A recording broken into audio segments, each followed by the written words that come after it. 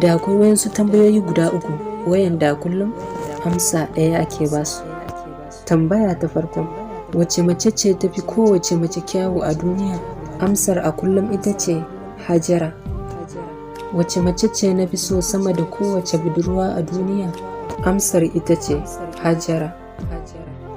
Wace ce wacce idan na rasa ta, na rasa kaina? Amsar ita ce Hajara. Tambayoyi uku da babu ta kasance amsa a gare su. Shin akwai wanda ya fi ni son Hajara bayan mahaifanta?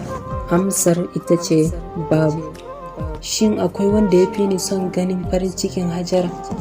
Amsar ita ce babu. Shin akwai wani dan adam da zai iya dakatar da ni daga soyayyar Hajara?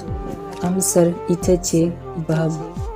Hajara, ina matukar son wannan duniyar, ba don komai ba sai don a cikinta ne zan iya ganin ki. Na sani mutuwa ne kadai domin na san cewa idan na mutu ba zan sake ganin ki ba.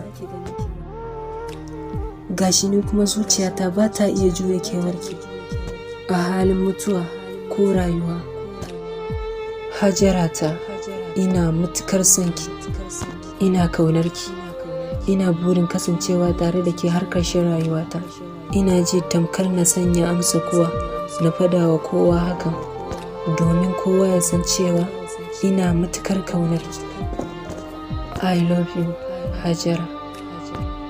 Daga naki masoyinki nake cewa da ke sai anjima.